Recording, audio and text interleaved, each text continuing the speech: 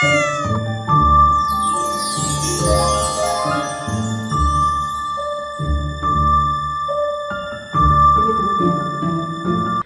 welcome to Jazz Emporium. So today is going to be a bit of a trigger warning video. The video that we're doing today is about Gabby Petito, and I'm going to try to see if I can channel in her spirit today to see if there's anything that she wants to tell us or convey to us. And yes, her documentary just came out, and you know, I want to channel in her energy and see what she has to say, or since she's been passed on.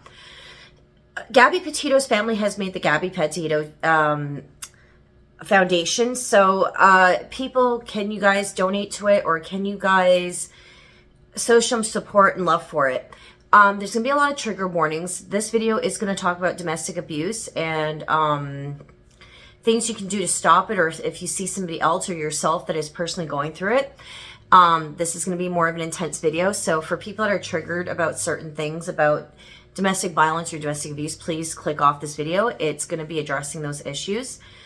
I just want the comments to be respectful as usual. The Petito family are still grieving their loved one. And I myself have been the survivor of domestic abuse. So please keep the comments, no victim shaming, no how could she have not known and all that stuff. Just don't. Not on this channel. And if you do, you'll be removed off my channel. I'm not playing.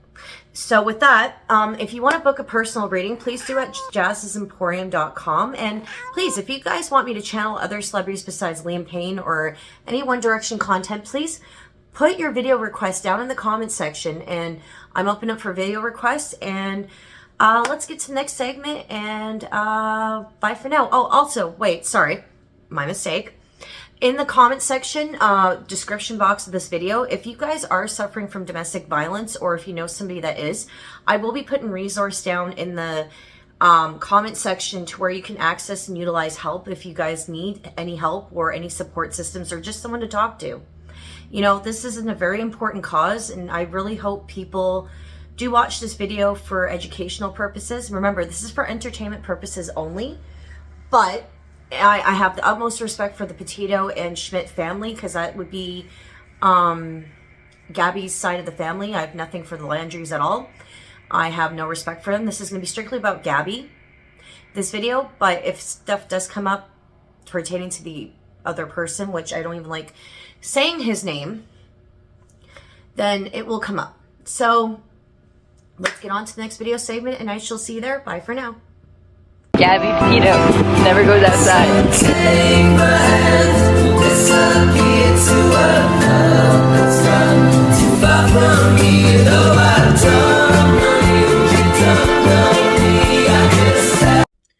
Good morning, everybody. Welcome to Jazz Emporium. So this is going to be the channeling of Gabby Petito, or as she was known, because I wrote some stuff down for facts, because sometimes I forget little facts too, right?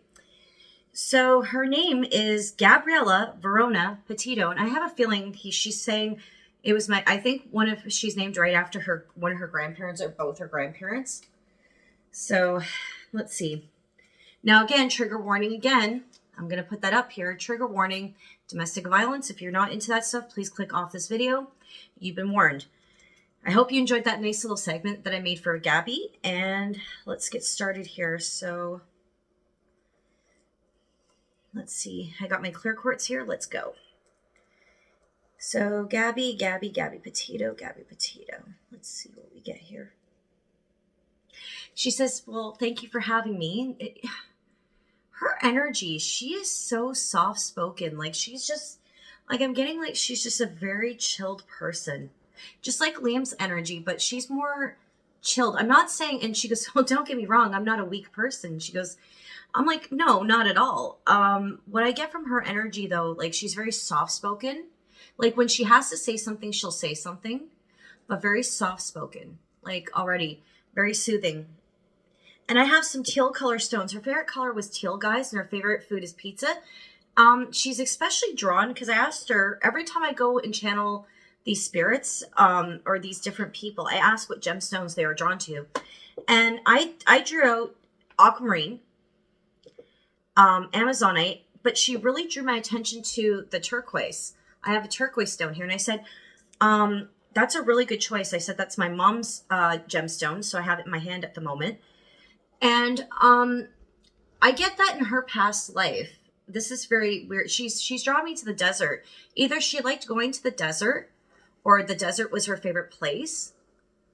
Sardona, I'm hearing, but she also liked, I'm hearing like she was drawn to the desert, or she could have been indigenous or lived in the desert in her past life.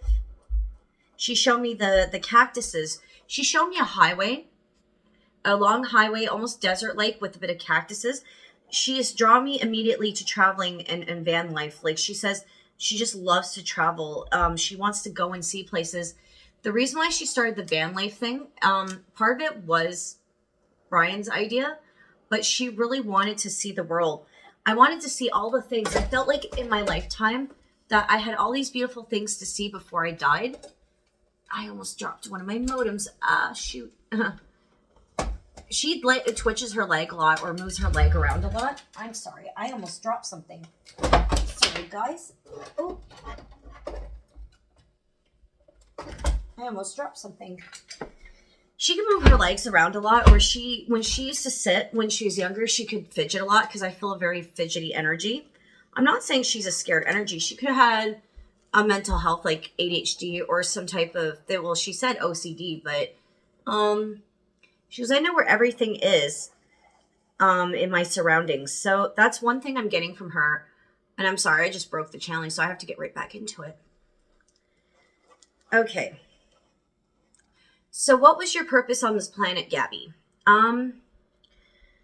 She's saying my purpose on this planet was to alert people of domestic abuse and what are the signs and what people tend to miss when people are in that situation. It was fated and contracted that Brian and we would do a lifetime together where we would sort this out about me knowing when to split up from him.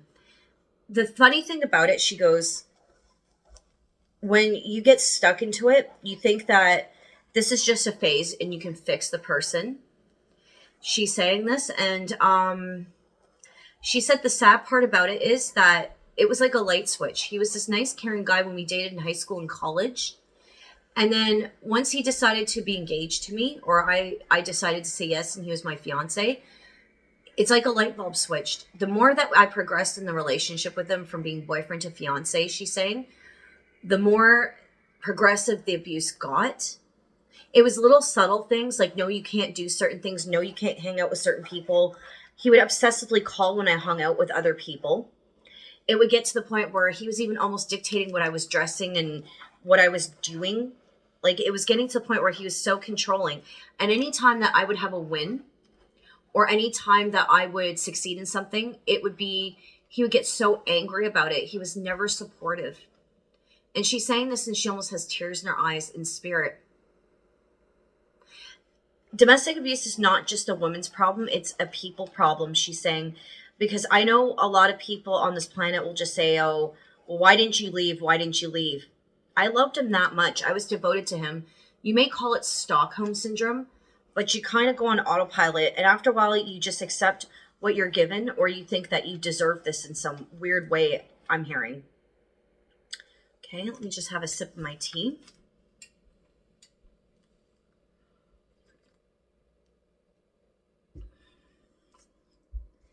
And no, I did not have a crappy home life. I had a really good home life, she said. I had she's indicating four parents, which tells me step-parents.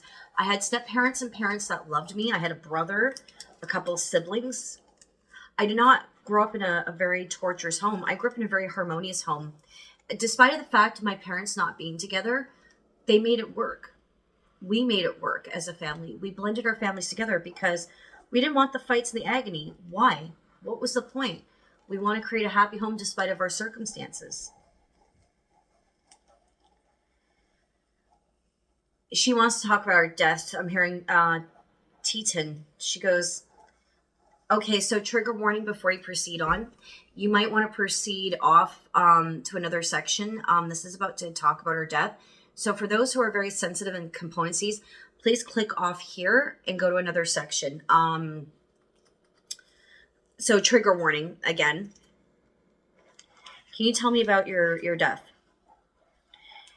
We pulled into Grand Teton. And again, we were having another argument. We went from the restaurant and another restaurant and another landmark. We were arguing about doing, what was the argument about, Gabby? Again, we were arguing where to go next, or he was starting to get tired of this stuff and he wanted to go home. He wanted to go home back to Florida, and I told him I didn't want to go home yet to conclude our trip. I said, I still want to go see a couple other different places I listed. And I turned my back and I told him, we're done. What is wrong with you? You keep, like, I'm hearing you keep doing this to me. I can't handle this. I'm done with you. I'm finished. We're done. We're through. And I went to turn my back, and next thing you know, I was hit in the back of the head.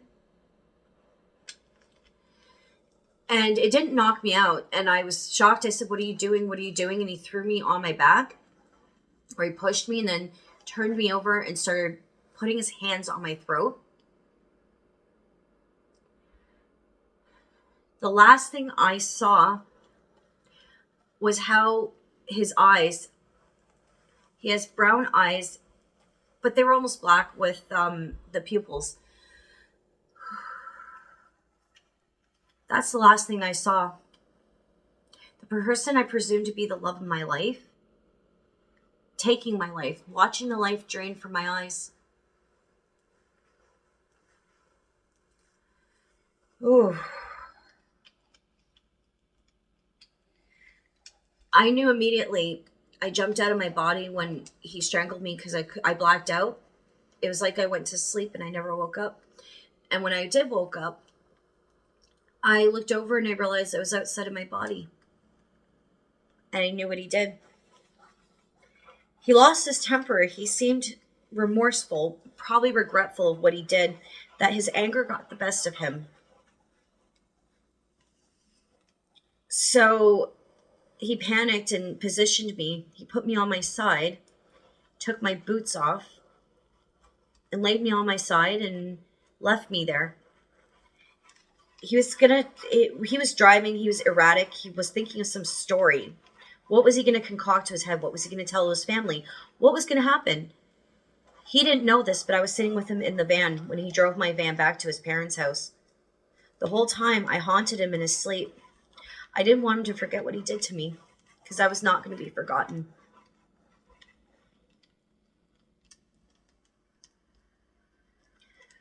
Okay, so that's her demise. Sorry about that, guys. Is there anything that women can learn about this situation of domestic violence? You're not alone, and you need to really reach out to people and know the signs when you see it. So domestic violence, like she says, the reason why I came on this planet was to teach people what to look for, not just people in relationships, but authorities, parents, close loved ones, everybody around us, she said. Everybody around us needs to know the signs so that if their loved ones are struggling to leave that situation of domestic violence, that we need to step up and actually step in to help the person. That's what we need to do here as society. Little things like if a person hurts you once, as in not just hitting, but if they mistreat you and they don't respect you, or they don't apologize, or even like they do something you don't like and they keep doing it, that's a sign to leave. When they disrespect you the first time or make you feel belittled or controlled or confined, or she goes and not respected, that's when you leave. Know when to leave the first time. And if they keep rushing into things very fast, that's another red flag too. When people tend to rush in very fast, when they want something from you or they use you financially, physically, emotionally, and she goes and look at the eyes. If the eyes seem mechanical, distant, or no emotions, or if they don't regulate their emotions very well, this is not somebody you want to be with. I'm just taking another drink.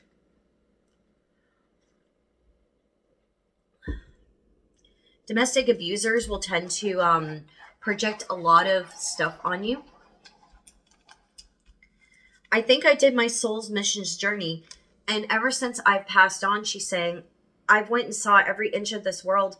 Before I send it, I went on my own traveling trip, she said, and I actually went to go see the things I wanted to see that I didn't see on that trip because our trip was cut short because of his temperament. I am so grateful that my mom was in tune with the fact when he sent those text messages from my phone, she said, that she knew how I talked and conduct myself.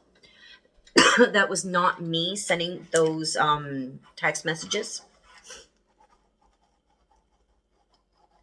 I want people to know that they're not alone in this situation, and please reach out.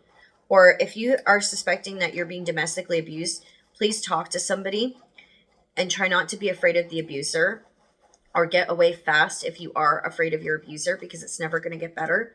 I thought me staying with Brian that it was going to get better and that eventually he would respect me and love me properly, but it never happened. Leave at the first sign of disrespect and don't look back.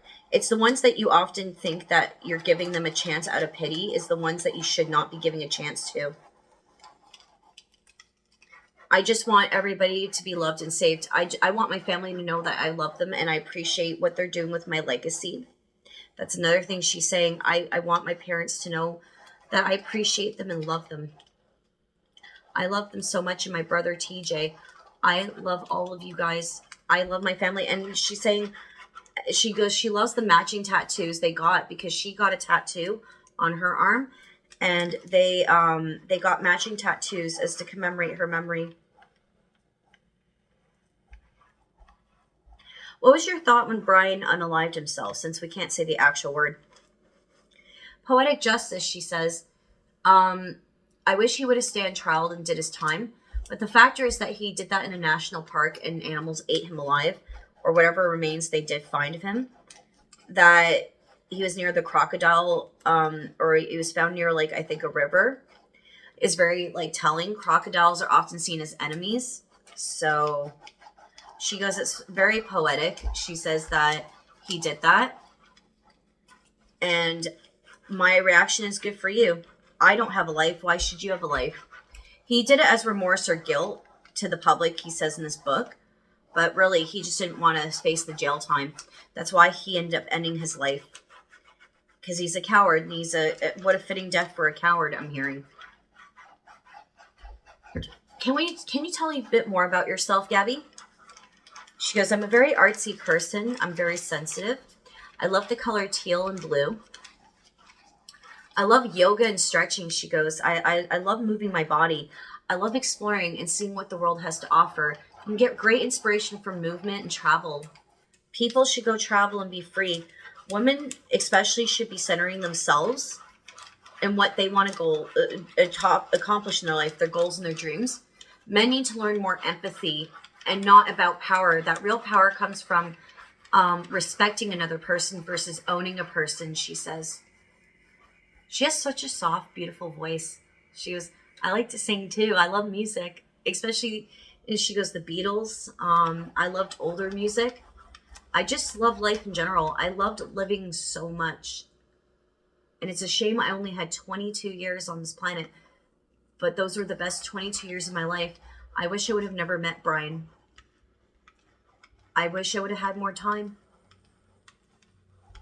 Is there anything that you want to say to people? Because we're signing off.